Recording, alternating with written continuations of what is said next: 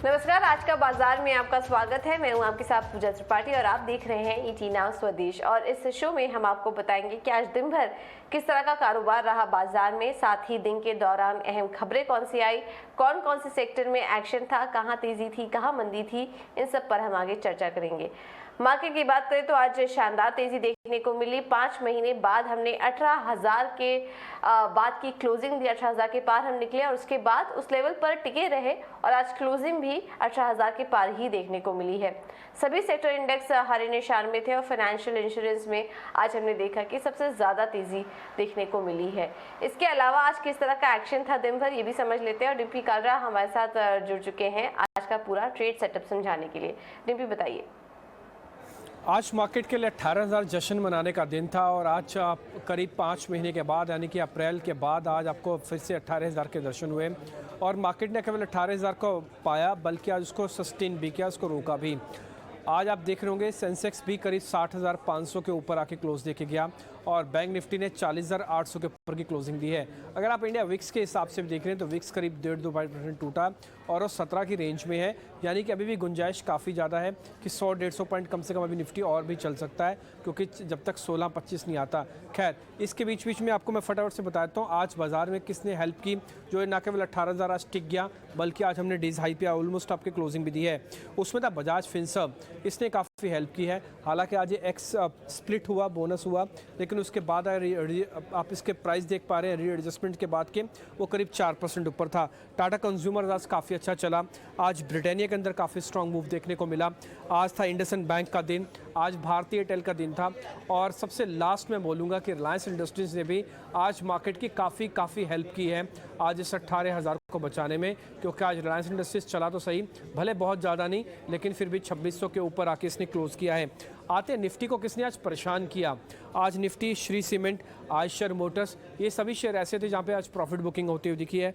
Cipla, TCS, BPCL, ये कुछ एक ऐसे और शेयर्स निकल के आए जहाँ पर आज परसेंटेज करीब आधे % के आसपास का नुकसान था और ये सभी शेयर्स लाल निशान में जाके बंद हुए हैं।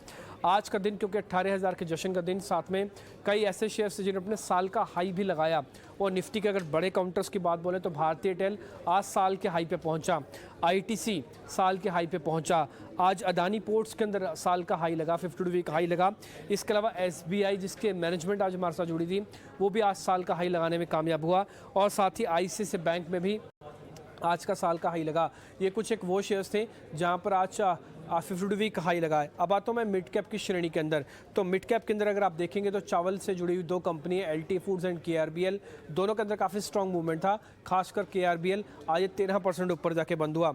इसके अलावा पॉलिसी बाजार, जिसको हम पीबी फिनटेक कहते हैं, इसके अंदर भी काफ़ी स्ट्रॉन्ग मूव हमको आते हुए दिखा।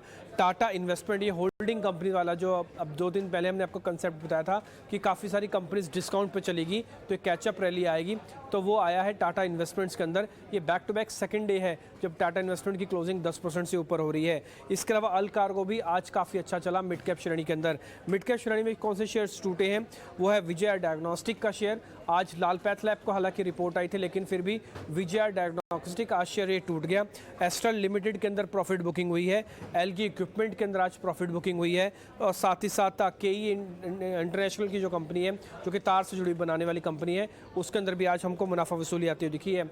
अब बिल्कुल लास्ट में चलते चलते मिड कैप श्रेणी के अंदर साल का उच्चतम स्तर किन कंपनीज ने आज टेस्ट किया, उसमें केआरबीएल था, एल कार्गो था, टाटा इन्वेस्टमेंट्स था, साथ ही जेबी केमिकल्स, जेबी जिसको अब जेबी फार्मा बोलते हैं, वो शेयर भी आज साल का हाई लगाने में कामयाब हुआ और साथ ही एसआरएफ, ये शेयर का केमिकल से जुड़ा हुआ है, काफ़ी तेज़ मोमेंटम था, ये शेयर भी आज साल का हाई लगाने में कामयाब हुआ। तो कुल मिला के 18,000 ना केवल आज पाया बल्कि टिकाया और आज पूरा दिन हमने 18,000 का जश्न मनाया।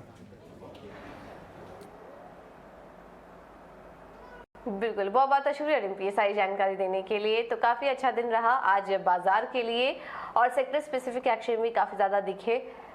मिड कैप में भी काफ़ी अच्छी तेज़ी देखने को मिली, जो कि अभी डिम्पी हमें बता रहे थे। चलिए अब आगे बढ़ते हैं, कुछ मार्केट एक्सपर्ट्स के व्यू भी आपको सुनवा देते हैं। और ज़ेरोधा और ट्रू वेकॉन के को फाउंडर निखिल कामत ने हमसे खास बातचीत में कहा कि भारतीय बाजार के वैल्यूएशन काफ़ी महंगे हैं। उन्होंने कहा कि बाजार में मुनाफा वसूली का सही समय है। किसी को नहीं पता रहता है नॉर्मली कि मार्केट में आगे जाके क्या होगा।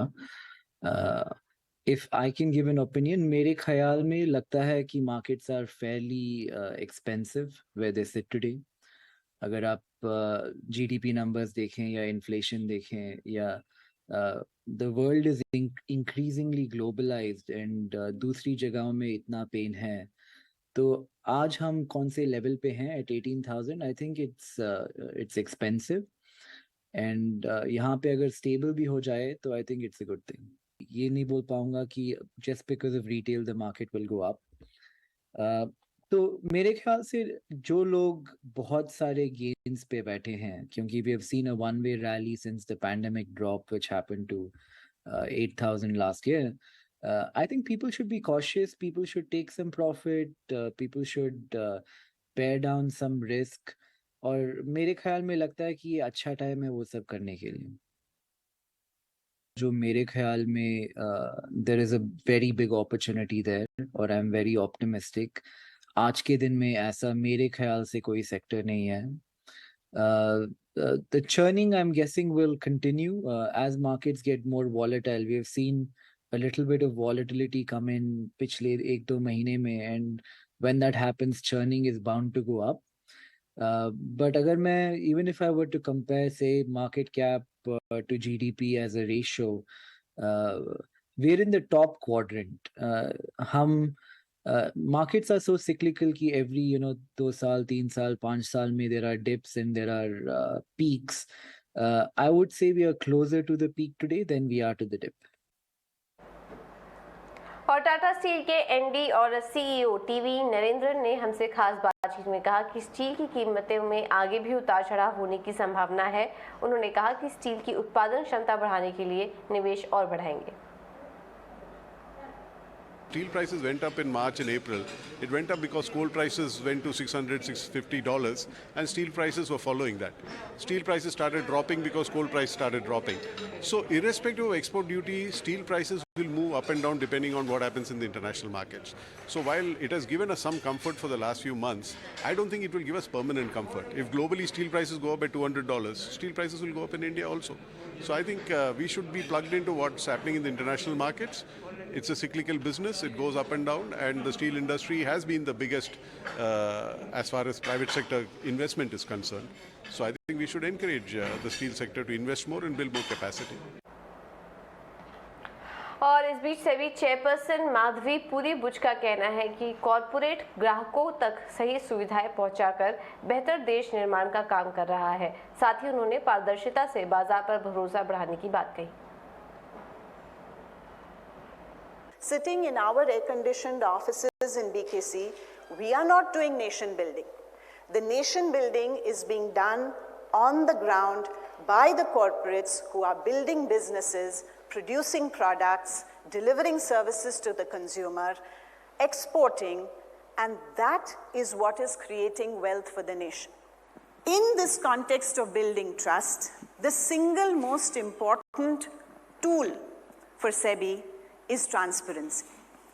We are a disclosure-based regime. That is again at the base of almost everything we do, because our belief is that the business should be free to do what it does, but in order to ensure that there is trust, what is required is 100% transparency in what is happening. So growth, development is based on trust, and trust is based on transparency, is the single most important mantra for SEBI. And going forward, this is something that we will continue to reinforce at every single stage. और 3 महीने बाद अगस्त में महंगाई में फिर बढ़ोतरी देखने को मिली है, लेकिन चीफ इकोनॉमिक एडवाइजर वी अनंत नागेश्वरन का कहना है कि मासिक आधार पर खाने पीने की महंगाई में कमी आएगी. And I think because of market reading the sowing data as something that is signaling a future shortage, which is probably misplaced. So in that sense, I feel that there is scope for the month-on-month spike to come down. Okay, so rupee is being managed in a manner that reflects the fundamentals, and RBI is making sure that whatever direction the rupee is moving in line with the market trends is just gradual and doesn't impose burdens either on the importers or on the exporters. And but you mentioned that the rupee is not being defended, but your reserves are down to nearly 2 years down. Yeah, but that is to be expected when you have a current account or a trade deficit, and global risk aversion prevents capital flows from coming in. Naturally, that is what the reserves are meant for. All right, तो ये थे we Anant Nageswaran CPI महंगाई दर पर बात करते हुए। चलिए अब आगे बढ़ते हैं, कुछ और भी खबरों का रुख करते हैं। सरकार ने मंत्रालयों को कैपेक्स में तेजी लाने और विनिवेश के अटके मामलों की समीक्षा और जिम्मेदारी तय करने को कही है। इस पर और ज्यादा जानकारी के लिए चलते हैं प्रकाश प्रियदर्शी के पास। प्रकाश, बताइए। देखिए, सूत्रों के हवाले से हमें एक्सक्लूसिव जानकारी मिल रही है कि कैबिनेट सेक्रेटरी ने सभी मंत्रालयों को इस बात के निर्देश दिए हैं कि कैपिटल एक्सपेंडिचर में बढ़ोतरी की जाए। मंत्रालयों को ये कहा गया है कि कैपिटल एक्सपेंडिचर के लिए जो प्रोजेक्शन निर्धारित किया गया है उसको मंत्रालय सुनिश्चित करें ताकि जो टारगेट है उसको मीट किया जाए। इसके अलावा सभी मंत्रालयों और विभागों को इस बात के भी निर्देश दिए हैं कैबिनेट सेक्रेटरी ने कि गवर्नमेंट डिपार्टमेंट्स में जो वैकेंसीज़ है उसके लिए डायरेक्ट रिक्रूटमेंट की जो प्रोसेस है, जो प्रक्रिया है, उसकी शुरुआत की जाए। उसके लिए एक कैलेंडर नोटिफाई किया जाए और इसकी घोषणा जो है प्रधानमंत्री पहले ही कर चुके हैं कि करीब 10 लाख वैकेंसी जो हैं गवर्नमेंट डिपार्टमेंट्स में उसको डायरेक्ट रिक्रूटमेंट प्रोसेस के तहत उसकी भर्ती की जाएगी। उस पर सरकार अब हरकत में दिख रही है। इसके अलावा कैबिनेट सेक्रेटरी ने सभी मंत्रालयों को इस बात के भी निर्देश दिए हैं कि जिन कंपनियों के क्लोजर के लिए, वाइंडिंग अप के लिए या फिर डिसइन्वेस्टमेंट के लिए कैबिनेट या सीसीए ने पहले ही मंजूरी दे दी है उसकी समीक्षा की जाए और ये देखा जाए कि अगर टारगेट को मीट नहीं किया गया है तो उसके पीछे की क्या वजह रही हैं और इसके लिए कौन जवाब दे रहा है, इसकी अकाउंटेबिलिटी भी फिक्स की जाए। साथ ही साथ एक एक्शन प्लान भी तैयार किया जाए टाइम फ्रेम के साथ कि आखिर कितने समय में उन कंपनियों के क्लोजर, विनिवेश या वाइंडिंग अप का जो टारगेट है उसको पूरा किया जाएगा, जिसको कि ऑलरेडी कैबिनेट या सीसीए ने मंजूरी दे दी है। जैसा कि आपको पता है कि सरकार ने 23 कंपनियों के लिए के विनिवेश के लिए इन प्रिंसिपल अप्रूवल दी है, जिसमें conquer, BEML, BPCL, shipping corporation जैसी जो कंपनियां हैं वो शामिल हैं। और अब जानते हैं कि अगस्त महीने में म्यूचुअल फंड्स ने किन शेयरों में निवेश बढ़ाया है और कहां बिकवाली की है। पूरी डिटेल रिसर्च लेकर शरद दुबे हमारे साथ जुड़ चुके हैं। शरद, बताइए।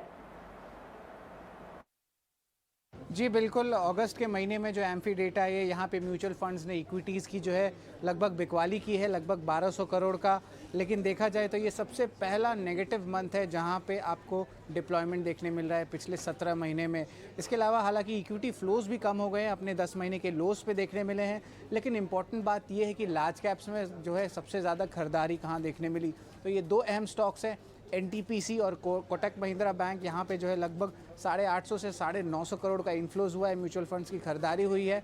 लार्ज कैप के रिडक्शन की बात करें जहाँ पे आउटफ्लोज देखने मिली है और स्टेक कम हुई है, वहाँ पे रिलायंस, भारती एयरटेल, एचडीएफसी लाइफ और इन्फोसिस जैसे दिग्गज स्टॉक्स हैं। अब एक्शन जो है मिड कैप स्पेस में बात करते हैं, यहाँ पे एडिशंस की बात करें तो आप कह सकते हैं कि ऑटो कंपोनेंट कंपनी सोना BLW, max health care, gland pharma और एनएमडीसी जैसे 4 स्टॉक्स जो है मिड कैप स्पेस में सबसे ज़्यादा खरीदारी देखने मिली है।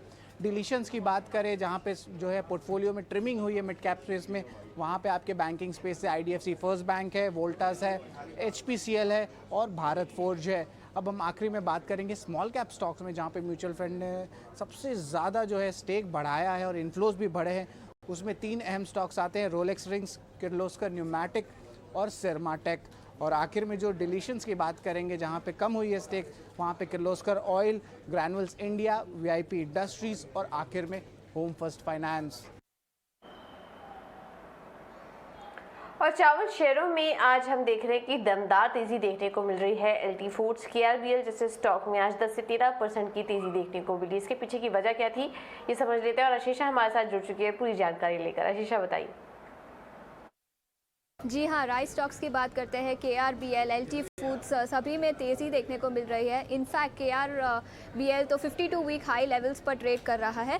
याद रखें कुछ दिनों पहले एक्सपोर्ट ड्यूटी लगाई गई थी ब्रोकन राइस पर, इसमें से बासमती एक्सक्लूड किया गया था और केवल ब्रोकन राइस पर एक्सपोर्ट ड्यूटी लगाई गई थी। अभी रिपोर्ट्स का ऐसा मानना है कि जो स्टॉक पोर्ट्स पर है उसको एग्जेम्प्ट कर दिया जाएगा। इनफैक्ट जो 9 से 15 सितंबर तक जो कंसाइनमेंट्स ऑलरेडी पोर्ट पर पहुंच चुके हैं उस पर एक्सपोर्ट ड्यूटी नहीं लगाई जाएगी। KRBL की याद रखें स्ट्रॉन्ग प्रेजेंस है स्वीडन और नॉर्वे में। In fact around 41% of their revenue export से आता है। LT फूड्स की भी बात कर लेते हैं। 15% बासमती मार्केट शेयर है उनका यूरोप में और 68% रेवेन्यू उनका भी एक्सपोर्ट से आता है।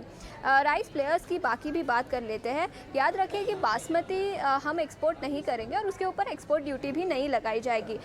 10 to 20% ही केवल रेवेन्यू आता है नॉन बासमती सेगमेंट से और इसीलिए राइस स्टॉक्स पर ज़्यादा इम्पैक्ट देखने को नहीं मिलेगा जो एक्सपोर्ट ड्यूटी लगाई गई है उसके कारण।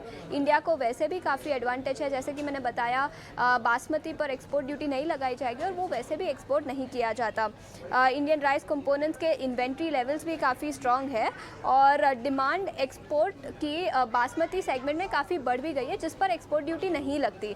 सो कई रीज़न है जिसके कारण राइस स्टॉक्स फोकस में रहेंगे, लेकिन प्राइमरी रीज़न यही है कि जो एक्सपोर्ट ड्यूटी लगाई गई थी वो अब जो स्टॉक ऑलरेडी पोर्ट पर पहुंच गया है उसके ऊपर नहीं लगाई जाएगी। बिल्कुल, तो ये कुछ ऐसे ट्रिगर थे जिसकी वजह से हमने देखा कि आज चावल शेयरों में अच्छी तेजी देखने को मिली है। बहुत बहुत शुक्रिया आशीष आपका ये सारी जानकारी देने के लिए। चलिए फिलहाल इस बुलेटिन में